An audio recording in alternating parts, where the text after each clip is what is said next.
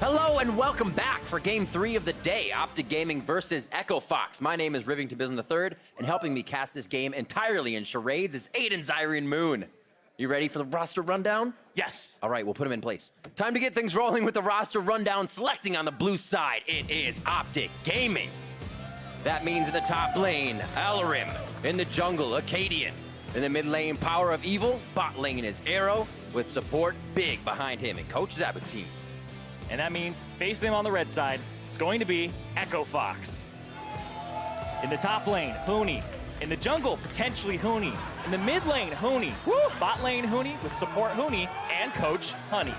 That's one hell of a lineup. Luckily for us, Irene, we get another champion select. Echo Fox is at the helm, leaving nearly every viewer on the edge of their seats, if you're even sitting down for this one. Man, their champion selects have just been crazy. Huni has played 2 roles in the split so far, and neither of which have been his assigned role of top lane. He swapped with Dardoch in the jungle, he swapped with OpTic in the bot lane, and they're decimating their opponents while doing that. And another thing here, when you're preparing, like that was kind of a joke before, but when you're preparing for Echo Fox, that's what teams are looking at. Where the hell is Huni gonna go? And now they've thrown an extra loop in. They've subbed out their support Adrian and brought in their substitute Fung, and he has played top lane, he has played AD, and now he's playing his 3rd role of support. So if you're swapping people around, this guy is almost like a fill player. On your screen now, seems comfortable to be on the stage and ready to play with Echo Fox. We will see if OpTic, however, can keep up in Champion Select after somewhat botching their bans against Cloud9. Yeah, Acadian came out with a tweet where he said he accidentally had banned the wrong champion, and then it 1v9 the game. I talked to him a little bit more about that. It was the Aurelia ban instead of the Shen versus Cloud9. And so we're looking at a team where they're thriving in Champion Select with Echo Fox, and on the other side, OpTic, they are even trying to ban the right things to set themselves up for success. But something that they've done as well that you couldn't really prepare for coming in was they've subbed out Dokla, their top laner, and they brought in Alorum from their academy team. And Alorum was on Echo Fox Academy last split, which made the finals. And he was Huni's kind of sparring partner where they would have in-house games against each other, and Huni would play weird things against him. So now he's kind of up against his former master from the LCS. He's like, I'm no longer your punching bag. This is a sparring contest. I'm going to participate in this one. We'll see what he can do. It is going to be a tough matchup because maybe he doesn't even really see Huni in the early parts of the game, and Huni, again, is all over the map. Exactly, and that's why you can bring somebody in to deal with Huni, but you don't know if he's going to play a different role. And it was funny because Avali told me that she ran into Huni in the makeup room and asked him how long it was going to take him to play 5 different roles. Yeah, how long is it going to take you to be all over the map for your team? And he said it's going to be week 3 because he only needs 5 games to do it. So Huni is very confident that he'll be able to play all 5 roles by the time game 5 comes around. So what I love about him too is, giving out the strats. So this means he is definitely going somewhere. We'll have to absolutely see. But in all honesty, Echo Fox kind of has a leg up with being able to use Huni like this. The guy even says, and he said it before, but I believe it's true this time, this is my meta. Yeah, and I believe that full-heartedly, especially since when you pull out these mechanical champions that roles may not be familiar with, we're seeing Snake do this over in the LPL, where their mid laner goes and plays the bot lane role when they're playing Vladimir, when they're playing Ryze. When you're playing a mage in the bottom lane, you don't have your former AD/marksman player, you have your mid laner doing that. And then they even subbed in on Snake's side, they subbed in their second support for their AD/bot lane player, and then they ran a bunch of funnel strats. But it's really interesting because here in North America, we haven't seen a funnel strat at all throughout any of the games that have been played here. And we also haven't been seeing as much in terms of role swaps as some other regions have. It's just been really Echo Fox swapping people around, but it's happened in the LCK, it's happened in the LPL, it's even happened in EU. Right now I'm seeing if other teams will do the same. It's kind of like role swaps, but Academy also allows for kind of a player to select and change and see if you want to be a champion swap in that sense. Be like, we need a different pool there in general, not a different person in a different spot. Exactly, and I think the pool means a lot. I think it's harder to play individual champions than it is harder to play a role in general. If I'm not very good at Vladimir, but I'm a bot lane player, then don't put me on Vladimir. Swap me out, have me play something else, have somebody who's good at Vladimir swap in. And that's what they've done with Echo Fox, where once they've locked in the Talia and the Rengar, Dardoch is great at Rengar, doesn't mean he has to play it in the jungle. Huni's good at the Talia, doesn't mean he has to play it mid. And then they go ahead and swap around their roles. It's the same thing with when he got Yasuo. He's a Yasuo player. Doesn't mean he just has to keep it in the top lane. And I love that because it's so hard to prepare for. Almost into champion select for these teams as the last few OpTic members find themselves filing in. Acadian on your screen has a few Xin Zhao plays for himself. Early jungle aggression there. Obviously champions we have seen him on throughout his play. And Dokla was taking Ornn to the top, so that Ornn and Xin Zhao was there. It seemed like OpTic liked that combination. We'll see what Alorum, however, can bring to that, as that Ornn might be changing this time around. Yeah, if you don't know much about Alorum, he's a guy who was a Wukong one-trick player for the longest time in solo queue. I believe he picked up like Tryndamere on the side as well. And then when he said he wanted to go pro, he had to kind of ditch his one-trick pony ways. You do. Picked up Shen, picked up Sion, and then he started playing a lot more tanks, but he still has the mechanics in the top lane to play a large kind of diverse champion pool. Power of Evil, we talk about champion pools as well as kind of just out of the box type of things. We've seen him already with a Victor and a Ziggs coming into the split. So I expect to see that diversify much more coming through this summer split.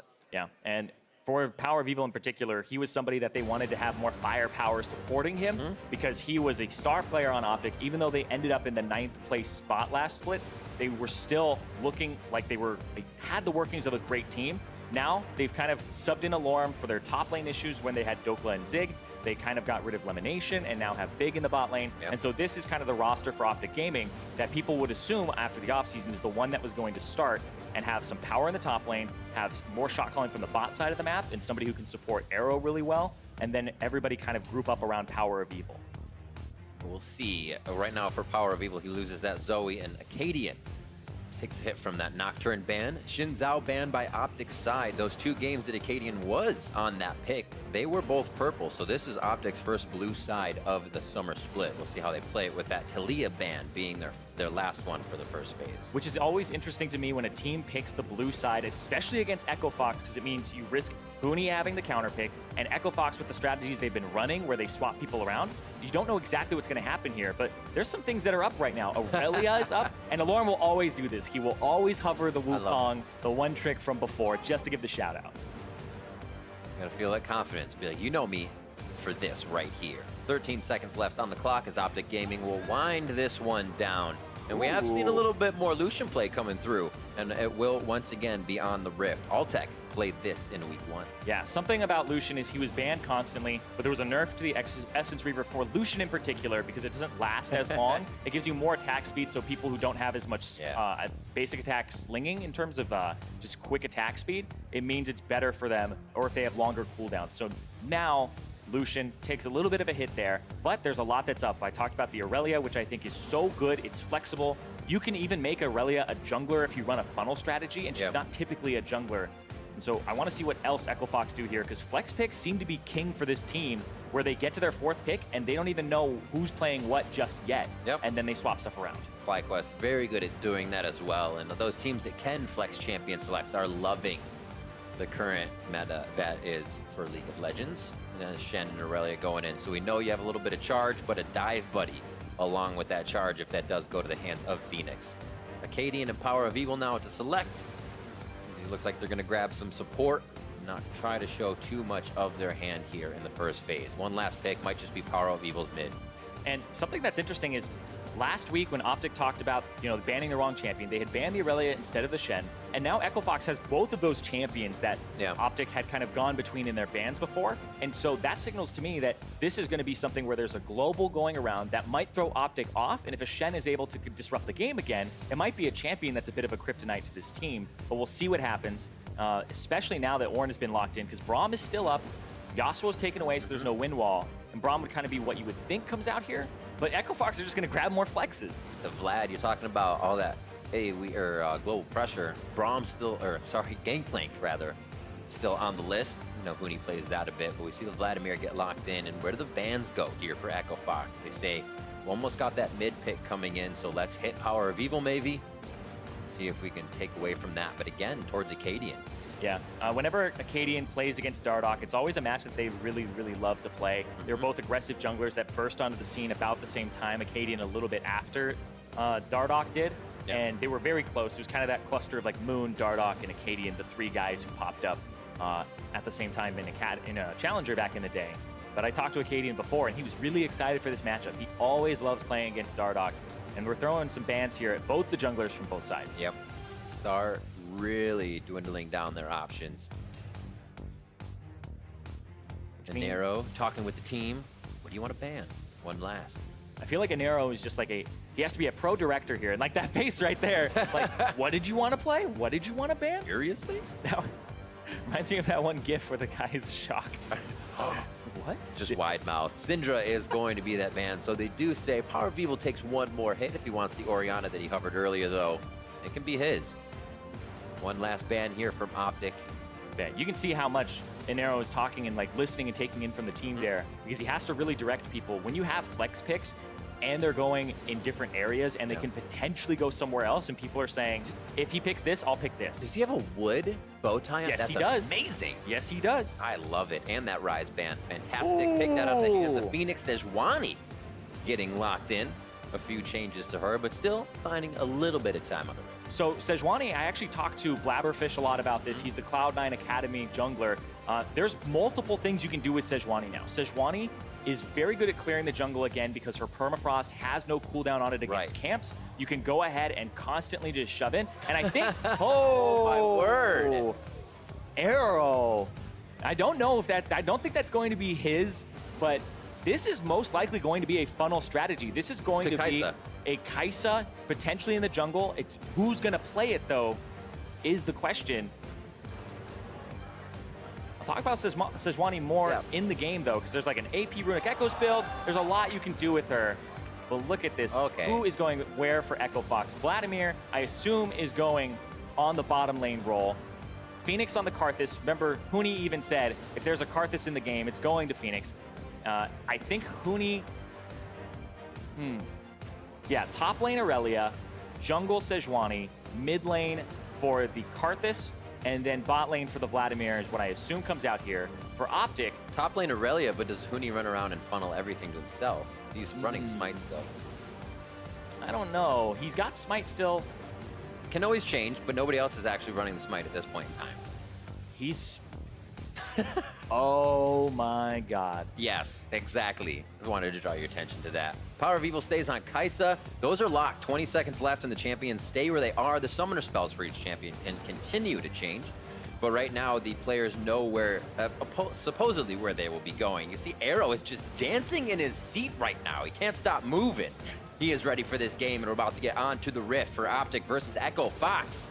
As we're already into week 2 of the split. Are we done yet? Is week 9 here? No, I don't want this to be done yet. We're going so fast. Let's do it. We got third game of the day.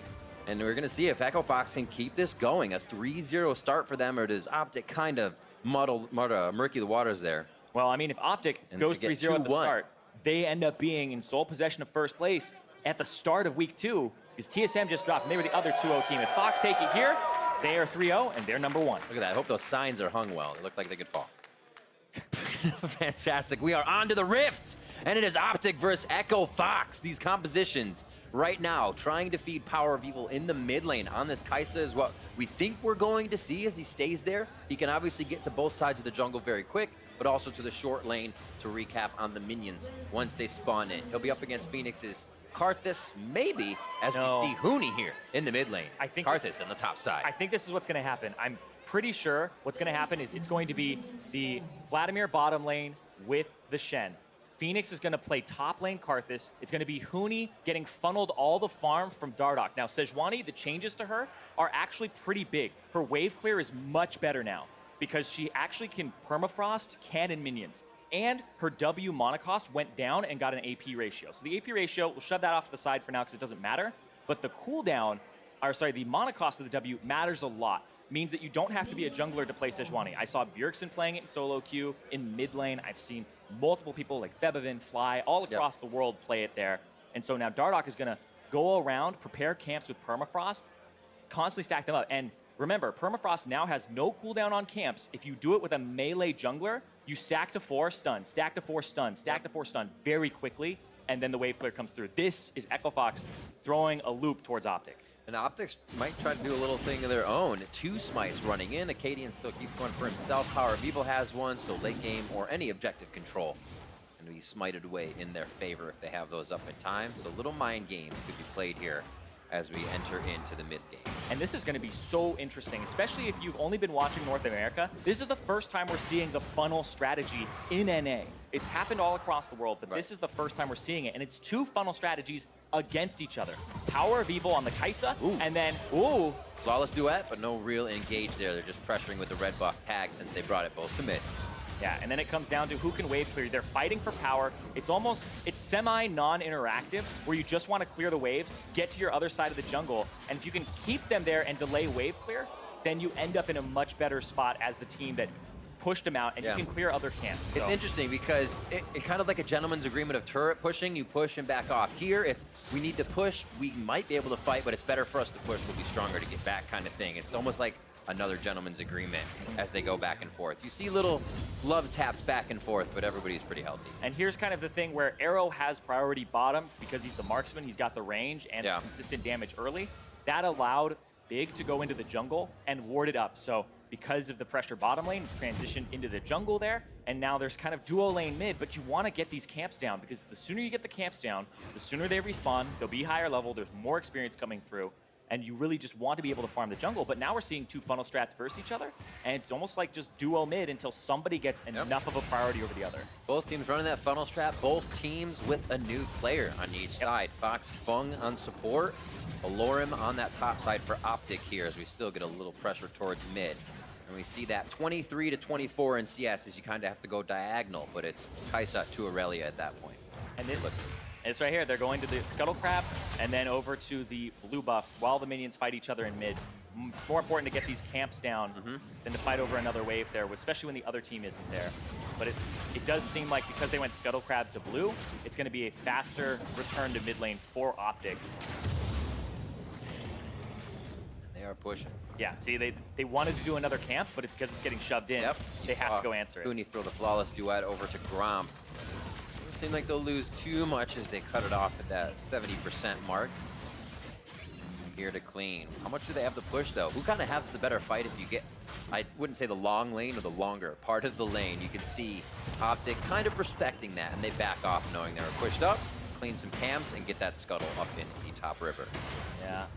If it gets into a fight, I definitely favor the Nunu giving the movement speed and combat stats of attack speed to the Kai'Sa. Yeah, the steroids are always nice. I think Power of Evil and Acadian would typically win it, but there's only really one damage source from OpTic in that 2v2 as Power of Evil. But kind of reaching somebody, I think movement speed is underappreciated. Being able to reach somebody who's kiting is very difficult to do when she has that extra movement speed and you don't. So when items come through, though, it'll be a bit different.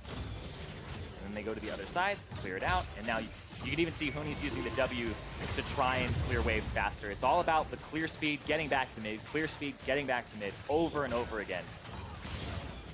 And I remember this was, called a funnel strat, but it's because you're making a super version of a champion, right? You have the Sejuani with 7 CS, you have the Nunu taking almost nothing as well, with 3 for himself, and you're trying to make a super Aurelia and a super Kai'Sa here. And it's fitting because it's a super Power of Evil versus super Huni. And these are two stars of their team, two people that there's always criticism when they don't play around them. Why didn't you play around this guy more? I don't think you can really play more around a champion like this than doing this strategy where you give them 2 people's worth of resources. It's true. And the play style of kind of being able to capitalize on those events outweighs the low lows that they sometimes get. Those high highs are amazing because we've seen Huni go crazy before, get himself into trouble, but it's still always able to go back to this guy here in the mid lane. Now they're fighting a little bit closer onto the turret. Shots on Power of Evil as Dardoch takes a field for himself. When he gets in, he's gonna go down as he almost defies a bit of the damage, but Power of Evil gets the retribution kill for himself, almost able to follow forward, but cannot get supercharged to make that close. Yeah, he went really hard for that, and then he hit level 6 and threw out the ultimate. Wasn't able to quite get another reset on high highs and low lows. He got the kill, though. He got the kill, but First Blood gets a Tiamat. We'll see what happens here. Dardoch goes in. Not able to get the stun here on Acadian. Acadian's dodge is huge because then they have to focus Power of Evil. Huni's W comes out. They get the final hit there, but it's the final stack of the passive from Dardoch after the flash had come through from Acadian. So he was under the turret, and that forced Huni to go really hard in. But look at that. His first back is Sheen plus Tiamat. If you're looking at Aurelia clear speed, that's what's going to get you that clear speed. Every Q makes the Tiamat go off, and so you clear the caster minion so fast. Beautiful. 68 to 69. You can see matched up on the screen. LCS between those two carries, those two supers right now for both teams. They're really going to have to put a mark onto this game. Huni wanted it. Power of Evil was able to get something back right away, which spells good things for those two. Yeah, and you can see Phoenix semi-freezing the wave, forcing Alorum to walk forward. And there we go. Scuttle Crab on spawn, too, there for Huni. When Dardoch hits 6, you have to watch out, especially his Power of Evil and Acadian. The level 6 power spike for the Sejuani, throwing out the ultimate, means so much in these fights. Long-range engage that you have to respect. OpTic just teleporting right in the face of Big. He knows he can't do much. Big abides. Says, all right, we'll back out. Nobody's getting on the Mountain Drake right now. However, that could definitely pull some focus in the early game. So it looks like mid lane, even though matched up, they've spread out. There's some jungle camps to clear. Let's get those off the map. Then we're back to the mid lane. Yeah, and another thing to temper this is I actually think they're going to fight as soon as they hit 6 here in mid, or maybe even earlier. Look at that. If they can get Acadian before 6, those are knockdowns. The permafrost, the flawless duet, and everything coming down with the CC flashing from Dardoch to solidify that one. Yeah, and for Huni. They want to fight mid because you want to shut down the funnel strat of the other team. And I actually think Fox are in a better position because of their item spikes. It's very good to have both the Tiamat and the Sheen. And you didn't even have to kill Acadian there. You just had to get him low enough that Phoenix can contribute with the ultimate. Sometimes you forget about the Karthus on the enemy team, and then then he brings in the orbital ion cannon. Great, too, that they took Shen for Feng. They take away that shield. Obviously, no Soraka on the other side, so you're not denying that Requiem. But here is the play in mid again, right before Acadian is hitting that level 6. They know he doesn't have flash, and so Huni with the Qs constantly throughout the wave with the Sheen and the Tiamat with the resets means that he can close that distance so quickly. Now Dardoch has hit 6. Power of Evil and Acadian still both don't have flash. It's much harder to say than I thought it would be. But they both don't have flash, so as soon as they show up mid and contest a wave, there's a possibility of being engaged on from Huni and Dardoch.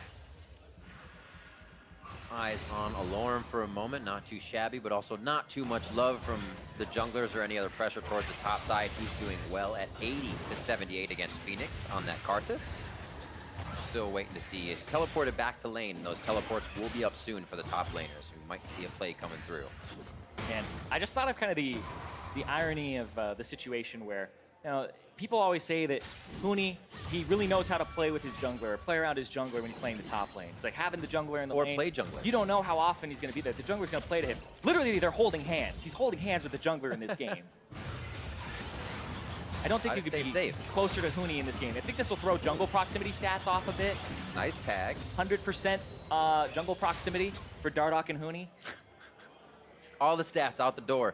Bot side, Power of Evil, he is blood boiled. Tag on, no supercharge. Killer Instinct to follow onto OpTic. Yeah, but they're getting so much experience here. That's one of the big parts of the funnel strat is you're getting so much gold. They're already, in Huni's case, 35 above the 10 CS per minute mark. And he's level 9, when most people are still level 6 or 7 junglers and bot laners. So you're ahead of the curve. They're both ahead of the curve in terms of the carries. And we're even seeing a Rage Blade at 10 minutes, pre-10 minutes for Power of Evil. So the first item completion for him, but Huni wants to get a Power Spike and back.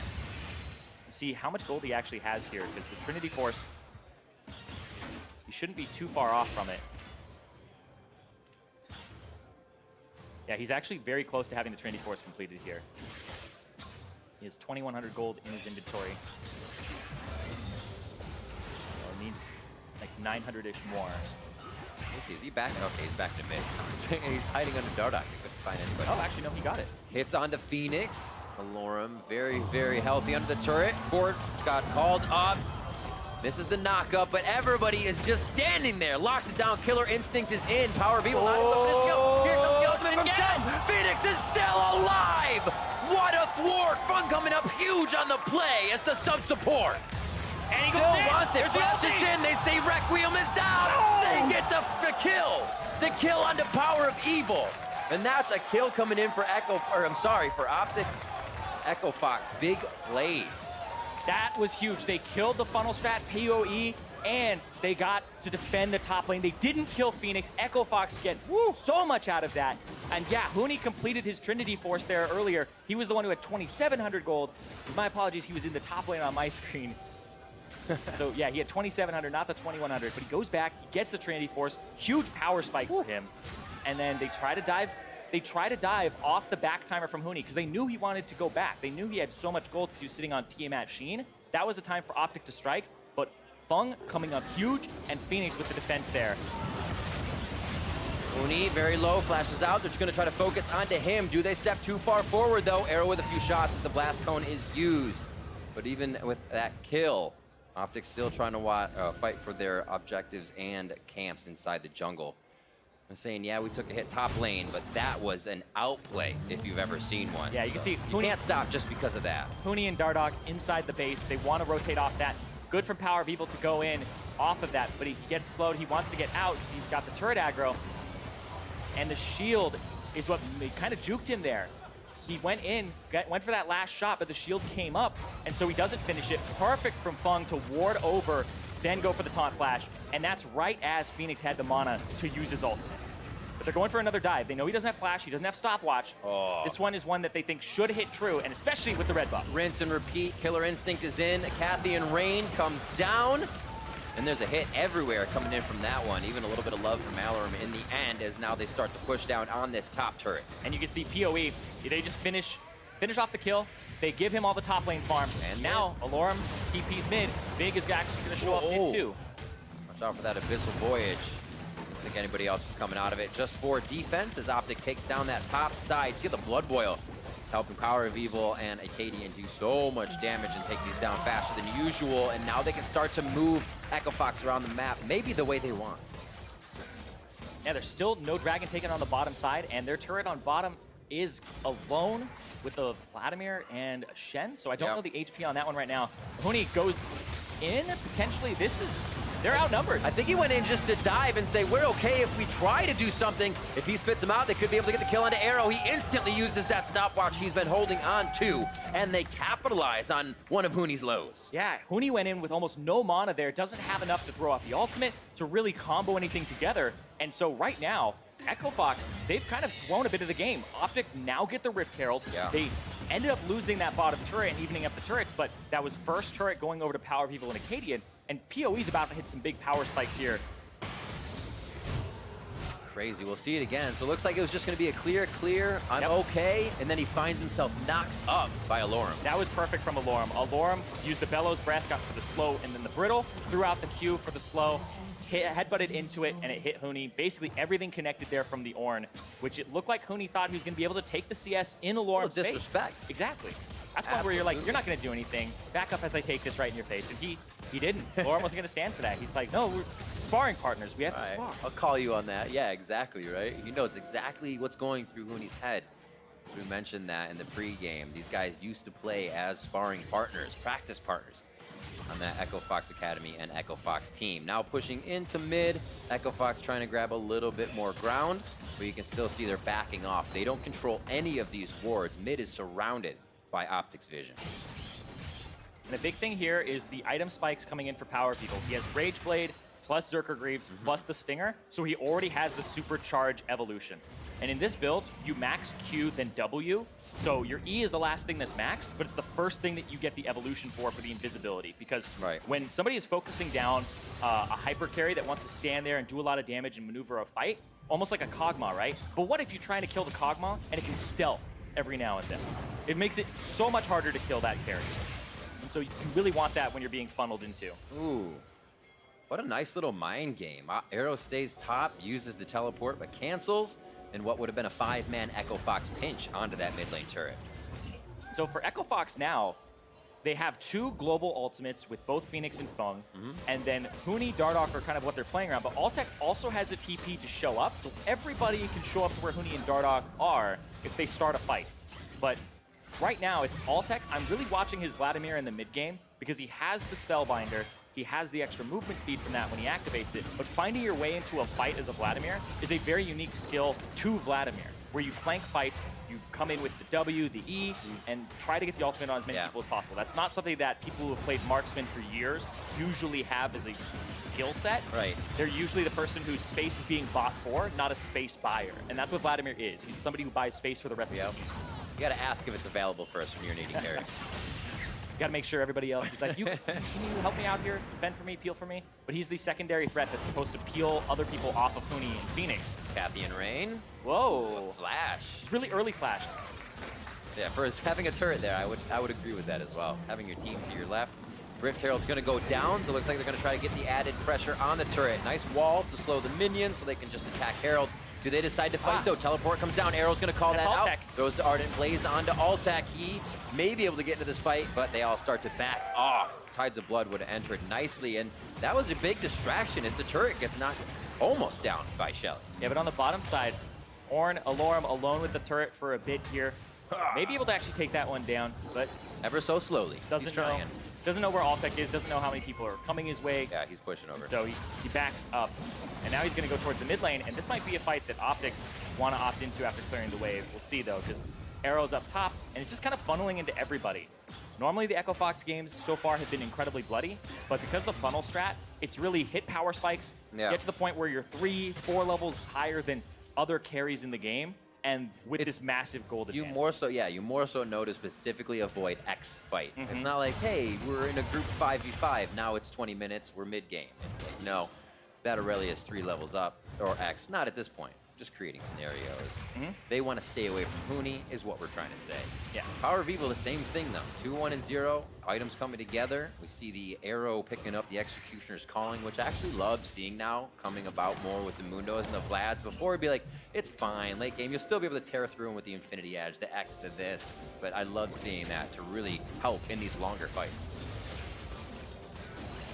3-3 coming up just on 20 minutes, which means Baron is a minute and a half away. Yep. Oh, who's going to find who? It doesn't look like they want to start too much, but they are going to start jockeying maybe for this first Mountain Drake for those bigger objectives. Like, both mid turrets are very close to going down. If you get the mid turret in a funnel strat, it becomes so much easier to get enemy camps, slow them down, and when you start taking their jungle after pushing in, you kind of cut off a bit of the funnel and make it so they don't get as much, and then you just get way further ahead of them because you're taking your own jungle, their jungle, and see, OpTic are going to get that.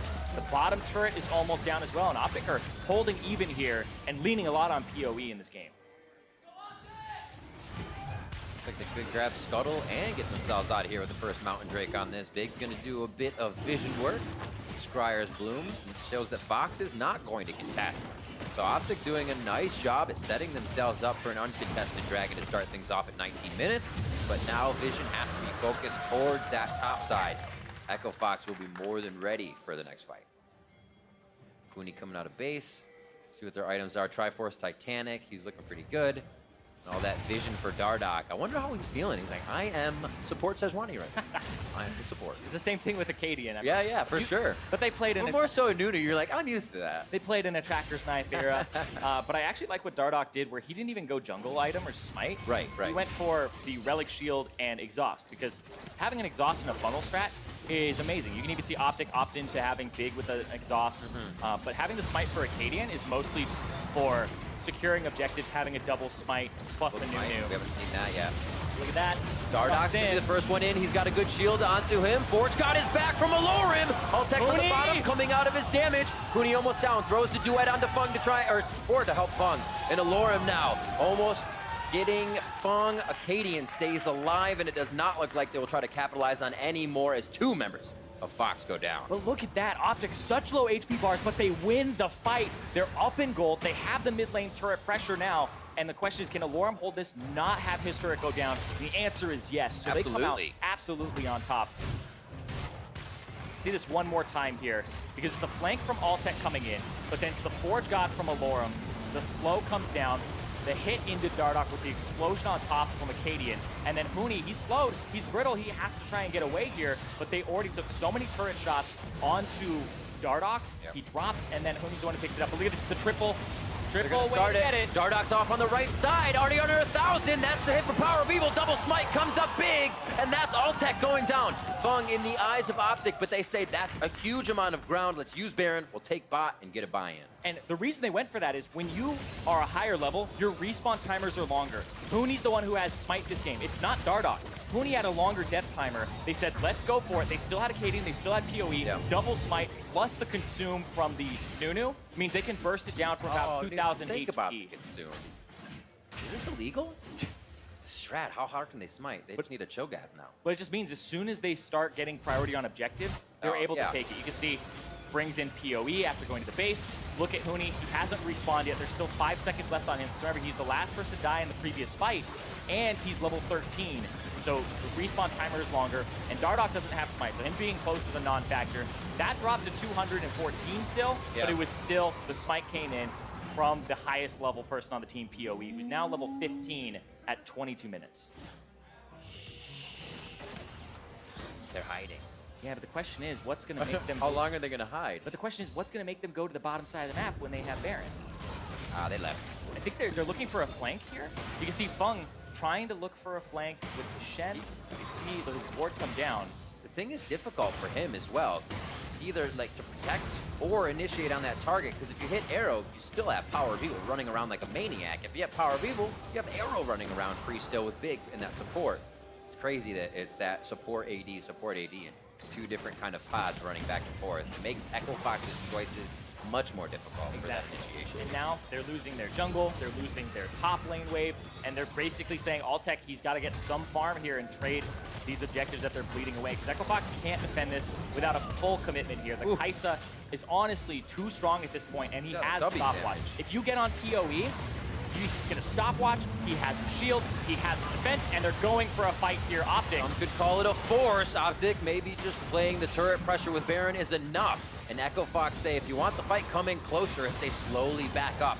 OpTic says, hold on, we'll go for the turret, and it looks like one more time in here. Alorum banging his head against the wall, just try to keep Huni off and at bay. Takes a few turret shots himself, but it looks like it'll take another try if they can stay to take that turret down. Echo Fox looking for a quick heal as they lose that turret and look to guard the inhibitor. Echo Fox do this all the time. They understand minion wave timing. Yeah, no, they'll have time. You're right. They'll be back in time. Phoenix goes back, Dardoch goes back. The minion wave is coming up now. Very nicely done. And they have been very good at this, but that usually signifies to me that they're going to try to go for broke and know that they have to fight here if they land the right abilities. The Echo Fox don't like to give turrets without a fight. X-Flash there they go. For Fang. He may try to get himself into there with a taunt. Just off on the bottom right side. Ignites are up. Whoa! Dardoch goes down without almost doing anything. Huni uses the Zanyas, watching the top left part of the screen. Power PoE goes down. Arrow, however, is alive as the Requiem comes down. And Echo Fox is dreaming for a fight victory here. That's the kill going over to OpTic. And now Phoenix and Fang are trying to keep themselves alive. Power of Evil Acadian are down, but the rest of OpTic stand tall to take down Fox's inhibitor. And I love what you said earlier, Riff, where once they get PoEs, there's still this AD marksman threat in Arrow on the side. His Lucian with the QSS able to maneuver that fight perfectly. And PoE's the focus. Normally, the AD carries the focus, but they have 2 of them right now, and one of them is very fed, and that's PoE. So they focus him down. Right now, though, there isn't a way to globally get behind OpTic. They're just pushing them out slowly. Right. The inhibitor stays up, and so Echo Fox loses the turret, they lose the fight. But right here was very close. Huni gets in the back line, but watch OpTic in this fight too. OpTic uses the E ahead of time, but then when he gets in the fight, he's able to come in. Tides of Blood goes down with the W. They blow up Acadian at the start. Very low level. PoE comes out, still eats the damage from the Chemo Plague from OpTic and drops. And then there's not enough here to get through in terms of the damage that's left because they don't have that persistent damage source for Huni, and Phoenix was out of mana on the Karthus, so he basically had 0 DPS at that point. That is such a long time for Call of the Forge God. It's like over a minute and a half or something, so they were sitting there quite a while, back and forth, trying to get that. And 66 seconds right now. Currently, yeah. So just getting another ult on that. I'll have one more as he hits level 16. Now, AP Kai'Sa, fully online, has the Zhonya, so if you jump on her, she's got the Zhonyas. I wonder if he'll go for Guardian Angel as well. I've seen some Zhonyas plus Guardian Angel builds on the Kai'Sa funnel strat. On the opposite side, Titanic Hydra completed here for Huni. And remember, this is the patch where Sterix got changed, so it gives the bonus AD instead of the base AD. So it's not multiplied by Trinity Force anymore. So going for a Sterix as your 3rd item isn't as potent as it was previously. We'll see where he goes here, because Huni now has the Red Smite to reduce damage to him, which I really love having the Red Smite at this point, because when there's 2 funnel strats going on, fighting the other guy is very much so worth it, because they're usually close to being the sole damage source of the other team. Find him, reduce a bit for yourself, hopefully be who the guy he is actually trying to attack. A few hits of plasma onto Dardoch. Doesn't look like they'll follow through with these. Good damage, though. Yeah, and remember, he just keeps throwing out that W. Yeah, remember, when you have the W evolved, whenever you hit, it reduces the cooldown by half. So it's normally an 8-second cooldown. It just goes to 4 seconds every time he lands it. Just seeking the void with his Void Seeker. Pretty good shots. Also good tag if he wants to get in his Killer Instinct. We saw that a few times earlier as Power of Evil is trying to make plays towards that top side of the map. And they locked down Phoenix. It's been actually a great job of Echo Fox in the early game of absorbing the pressure, but it was really impressive that OpTic never let up. They weren't just happy with that kill or one more. They kept fighting. Something that we love to see from teams. Never rest on that advantage. Keep pushing. Yeah, something that I think is kind of missing here for Echo Fox is the all-in on the funnel strategy, because they don't have a Knight's Vow. They have a Zeke's, but if you look at the opposite side, they already have a Knight's Vow from Alorum. They already have a Mikhail's for Acadian using that, and then they have the defense of the Zhonya's Hourglass. So you're kind of only missing a Zeke's here, but there isn't really anybody who's incredibly good on OpTic to have a Zeke's Harbinger. Yeah. For Fox, you're kind of looking for where's the Knight's Vow. We already have a Locket. We already have the Zeke's. It's like, just need that next item to come through here for Dardoch so we can get that. It's very cheap still. It's about 2,200 gold. Interesting. Flawless Duet came out, and Arrow said, I want to go forward. He used his Blade of the Rune King, and that triggered Alorum's Call of the Forge God. The ult from Huni comes out, and it looks like everybody was kind of just prepared to fight for after so long kind of thing, but not. As they said, wait a minute, it's better to hold off for a second. Yeah. So with a few ults down, that really changes the tempo of the fight. It's just Huni's and Alorum's, but Alorum's will be up a bit sooner. They're trying to fight, trying to look for the right engage. Good Devour. Big spits him out. Huni's trying to get Fung in. Cross onto a few members. Dardoch goes in. They're trading a lot of Huni's health to make this happen. The channel goes down, an absolute zero big from Acadian as he gets everybody slowed and put in the right spot. Resurrection coming up for Huni as they have dropped big. He can no longer devour the carries, and now Arrow has to create his own distance. Power of Evil over the wall. A Cathian Rain to come through as Requiem comes down on him and the rest of the members, but they do not have time or space to turn around and take this fight. Echo Fox slowly push out OpTic. Yeah, and that was by the skin of their teeth. Hold on, though. Phoenix even had the flash, yeah. Huni almost gets burst at the start, and then when he buys space for Phoenix to get in with that Karthus, then it just ends up being a completely different fight. There's a lot of damage that can come through here from 3 members of Fox. We'll see right here. Huni goes in, uses W to absorb some damage, then he gets Fung's shield, wants to deliver the Shen to the backline, gets a lot of damage on him, almost dies. The taunt saves his GA till later, and now Phoenix is in the fight, where OpTic almost drops, has Hemoplay go off to heal him back up to half, and then it takes even more to drop him, and then they find this fight on the side, because OpTic just got sectioned off by the way that Phoenix approached it. You want to stay away from that card. It was so much bigger. We saw that at the base, in Phoenix and I should say, OpTic couldn't push themselves through. Standing in the middle, Power of Evil and Arrow have no chance to do their damage. Here it is once again, 2,300. Going to be Acadians, and the fight ensues. OpTic pulls out of the fight. Huni is into the middle, and the rest of the team as well. Fung right behind him as dive buddies go in, and now OpTic tries to peel back. It's Alarim in the front trying to be that tank, the beef wall, just taking all of the shots as the rest of the team delivers in from Power of Evil and Arrow. And Kaisa just does so much damage to the Baron. There's no cooldown on her passive, so she's constantly doing the 5 stacks over and over again with the Rage Blade and the attack speed and the Blood Boil. You get through it so quickly, even though she's one of the main damage sources on the team. This is kind of a 2-threat composition. Yeah. Kai'Sa's one of the best at taking the Baron, and then you throw Smite and the fact that you have this Nunu on top of it. It just gets completely obliterated. Very big fight coming in there as well. OpTic actually just had about every active item come up. So they really pressed themselves into making that happen, saying our Zanyas are down, our Mikhails, our Lockets, our Quicksilver Sashes, but we have to pressure this now and catch Echo Fox off guard. Now those are up, they're even a better spot to pressure these mid-tier turrets, and it looks like it's going to be all 5. No split pushes here. Yeah, all 5. I think they really want to give this farm to Power of Evil. He's very close to having his 5th item, his death cap at 31 minutes. Have that completed. He's sitting on about 2,000 gold right now. with the needlessly large rod. Half a GA for Huni. He's waiting for that. Flashes are mostly down on the side of Echo Fox with just 2 flashes down on the side of OpTic, so a little bit more play there. Yep. Echo Fox looking for a way into these fights. Huni throwing out quick, flawless duets. This W, oh man, look at how much prison from Dardoch. the damage that comes out from that Void Seeker for Power of Evil. And when he hits somebody, it just means it's gonna pop up again and over again. It's basically like having Caitlyn at this point in the game being able to shoot a squishy with ace in the hole, but anybody with a W. You're like, oh, I hit anybody. Yeah. It's great. See, Huni, it doesn't hit as hard there because he has some magic resistance and he has a Cinder Hulk. Ooh! Ugh. That'll sting. Yeah. OpTic have more, like the way I would put it here is OpTic have less damage from multiple sources and it's kind of spread out. Yeah. Sorry, it's more on Power of Evil and Arrow, so it's concentrated damage sources, whereas Echo Fox have 3 people who are big damage threats, so their damage is spread out. And so you really, as Echo Fox, just need to get to Power of Evil, find a way to destroy him, and Arrow. Whereas Echo Fox have, it's tough, 2 different mages that want to get into the fight and be in this mid-range, whereas they also have this Bruiser that's going to be really in charge of tanking some of the damage from this Kaisa. The question is, how long can he actually do that? They're looking for the right fight, looking for the right approach. That's what it's all about, is getting into this fight at the right angle. Oh my word. Someone's going to pull the trigger, I feel it. Yeah. They're not even really getting side lane pressure here. A little bit for OpTic, he'll be able to clear that wave. This should be the last hit for mid turret to go down.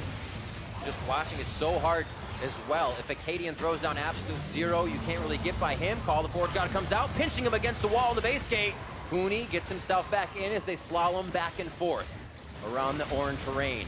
Dardoch now in the front line, trying to give room for Phoenix, OpTic, and Huni. Glacial Prison goes down on Acadian. He flashes away, but he's the front line. Now he tries to throw it down. Absolute 0 again, separates the fight. It's happening from both sides. They set, they reset, they keep going in. And again, the damage on the Phoenix. There's the shield. And OpTic backs up now as they wait once again with no one going down. And that was great from Alorm. He got a double knockup off of his Searing Charge after having the Q come out. And he was able to catch 2 big targets, getting both Phoenix and Huni. And that meant Echo Fox, they may have had to kind of break the bank there to save them, but they're able to get out just by barely sneaking away and having them kind of counter-engage. Now the flash is up for Huni, and Phoenix is almost up as well. Yep. Much stronger in their engage and counter if they need it. But the Baron buff's off now. So they don't have to worry about that siege. They have their inhibitors intact. OpTic are just going to go for this second Mountain Drake for themselves. Final Drake. And now, once again, it comes down to those item spikes. Who's got what here? And I think this is going to be Deathcap coming in for PoE, which is going to do wonders for him. Because a lot of these AP ratios are massive on the Kaisa. Here's this fight again. We were kind of wondering what Echo Fox's in was, and they pull the trigger with Glacial. Yep. And Alorm there. Ooh, boom. And that looked like it was already fading away, but he still got the E.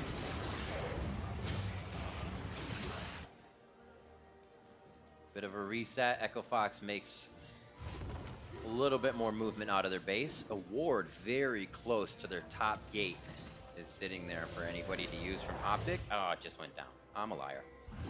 So now with 3 Drakes on their side, Infernal may be a pressure, but they may not even need to use it. Pushing up in mid, Baron, as you see, has worn off, as we now get Alorm pushing the bot side of the map. First time they've really split off here since they've had big control over Echo Fox. Yeah, waiting for that Knight's Vow here for Dardoch so that he can fully support Huni. That's almost completed. King him. Yep, but look at that. The Death Cap comes through for Power of Evil, the upgraded Death Cap for him. Rabadon's Death Crown, which grants him 175 AP by itself, but then he's getting 200 more from the passives. That's a 375 AP item, and Nunu gives him AP, remember. So when he's Blood Boiled, he has like 800 AP. He's got it right now. What's he got? 713. I'm just looking at the W damage Oh, plus here. W.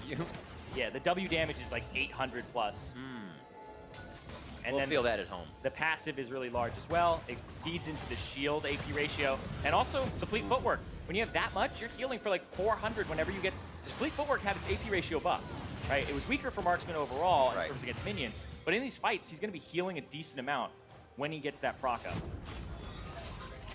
We're seeing a lot of funnel Kaisa strategies around the world because she's just so dependable in terms of the invisibility, the self-heal with the shield and repositioning. And we see what that funnel is. Easily 100 CS over the next carries kind Yes. of at the bottom of that, and the ADs just hitting 300 for the top laners, so definitely a priority put to Huni and Power of Evil here. Yeah, but the kind of good thing going for Echo Fox here is you're not building magic resistance on this Kai'Sa.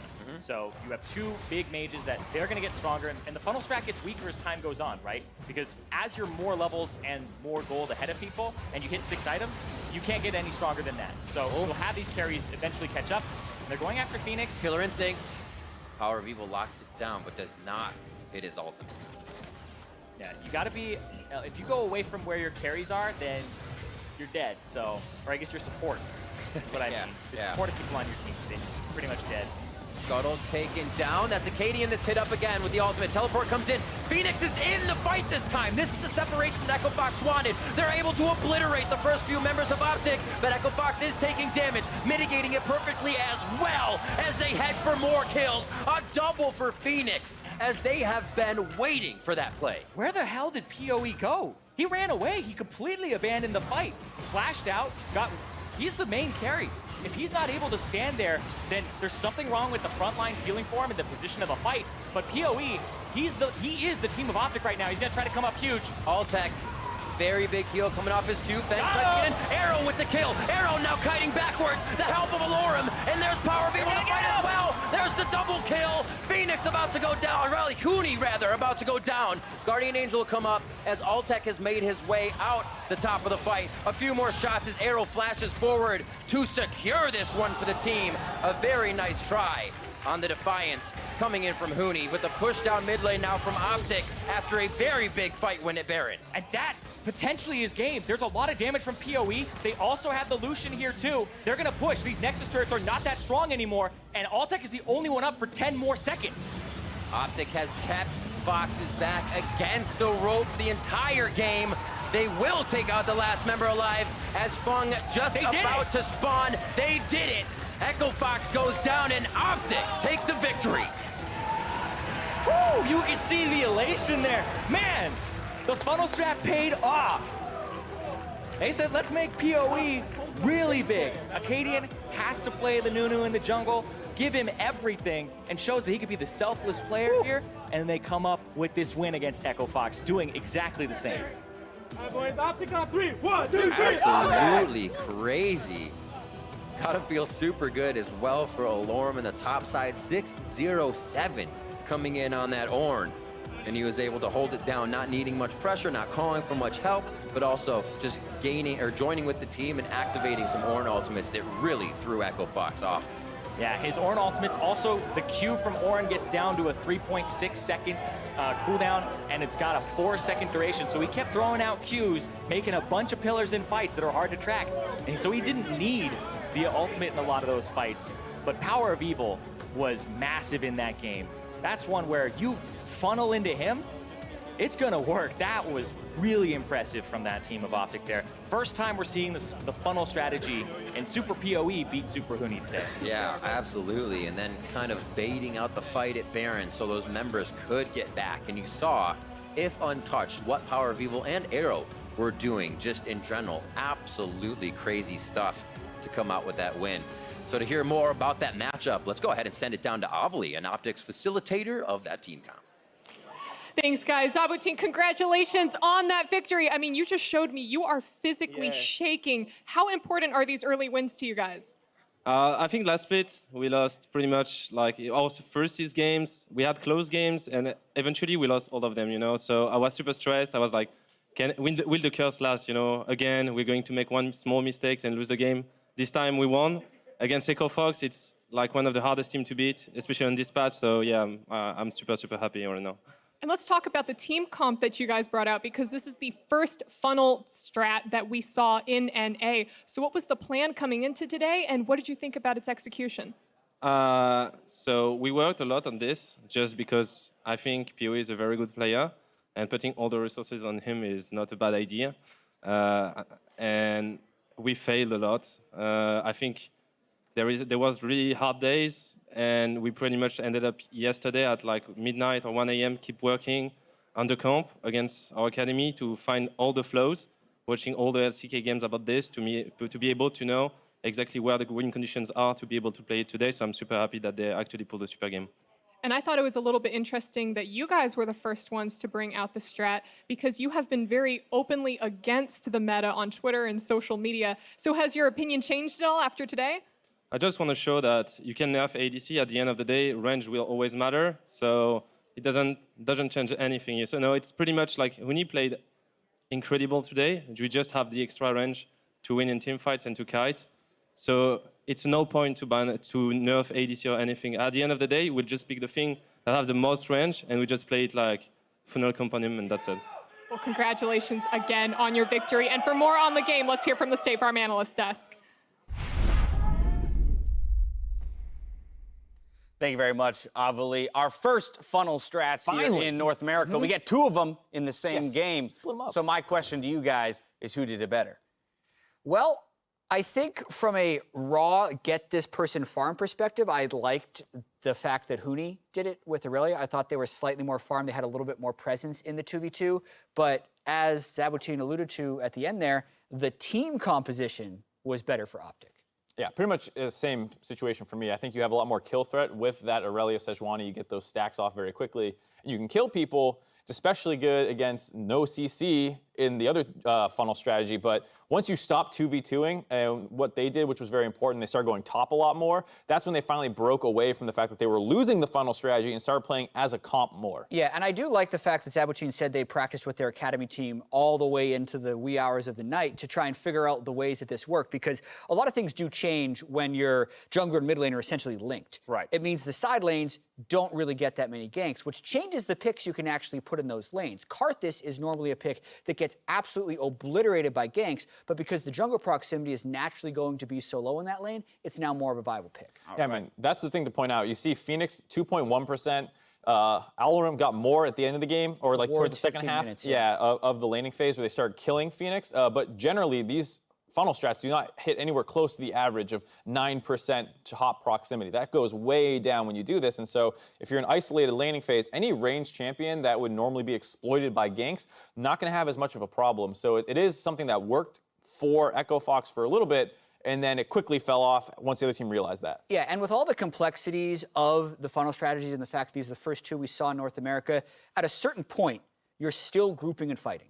And it's still the execution of those fights. Yes, you have two carries that are about 50% stronger than they normally would have been, but Echo Fox flubbed the execution when they were trying to take this turret. It's a risky dive to go for no matter what, but importantly, Vladimir can come in here, go for the flank, drop his ult, go for the big combo, but OpTic, not familiar on the champion, completely flubs it. Doesn't get onto PoE at all, doesn't get onto Acadian, doesn't get onto anyone. Doesn't ult, runs away after doing nothing, and then this Phoenix ultimate, look how low people are. Acadian almost dead, Power Evil almost dead, Big almost dead. If you have a competent Vladimir player going in there, flank, drop your Spellbinder, which was charged, and finish somebody off, or at least get them low enough for the Karthus ult to finish them off, you might be able to come back and win the game, or get a lead, but that put them way behind. They actually lost a Baron later off of that. Right, could have been an easy turret take and or maybe a 3-0 in their favor if executed on properly, but I think something that plays into that, and something I want to talk about as we roll the final moments here, or the final fight of the game, is the idea that Echo Fox chooses a gold funneling strategy while also role swapping,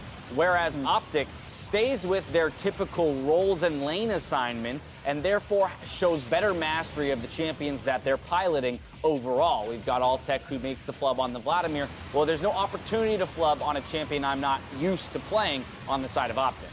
Yeah, absolutely. That comfort kind of comes in over the course of this game. And here, this turn attempt didn't really have the tools to work. They already blew so much in the previous fight that Power Evil comes back in and is able to finish everyone off now that so many of their engaged tools are down. And this is really what kind of cost them the game, because their map position is so much worse from all the other fights that went wrong. The inhibitor turrets are already broken. If this was an even game or a game that Echo Fox was winning and you make that mistake, you know, whatever, they take Baron and you continue to fight. But that's the end of the game. Yeah, definitely a little bit of desperation coming in at the end. You can see the damage is indicative of the team compositions that were being played. The 54,000 damage on the Kai'Sa. I feel like half of that was the 700 AP W poke. But overall, congratulations to OpTic for pulling out something new and beating the team that we thought was going to always win these crazy games. Right, exactly. This was the meta built for Huni. He claimed it himself here in week 1. Does suffer a loss on. He looked real good. He had some Aurelia plays where like he should back out, comes out of a GA and just keeps flashing in and finds kills, and you're like, all right, this guy probably wasn't the issue with this game. OpTic picks up the victory. Coming up next is 100 Thieves versus FlyQuest, where Freak, Solo, and Apollo will be hosting the NALCS Lounge on Riot Games 2. Check it out. Now they're fighting a little bit closer under the turret. Shots on Power of Evil as Dardoch takes a field for himself. When he gets in, he's gonna go down. Oh, Shadow. Yeah. That's okay. Yeah, this is fine. Okay. And he wants it, flashes in. They say Requiem is down. They get the kill. Resurrection coming up for Huni as they have dropped big. He can no longer devour the carries, and now Arrow has to create his own distance. Okay. Watch out. First. I got W on. We're okay here. We got Lulu. I'm ulting. Okay. TK die. Nice. Go better. Sedge left. They're trying. Sedge. Peel back. Carthage flashed it. Let him alone. They did it. Echo Fox goes down, and OpTic take the victory. Welcome back to Remember This. During the 2017 summer split, Team Envious and Phoenix One were duking it out in the mid lane. However, Team Envy was merely distracting the enemy team, as Seraph TP'd into Phoenix One's base and took down the Nexus all by himself. He's gonna hit Arrow and Seraph onto the Nexus. It's open, it's ready. Envy are gonna get a Pyrian takes down Shady, but Envy bait P1 in, and Seraph finish up the Nexus in style. Victory to Envy.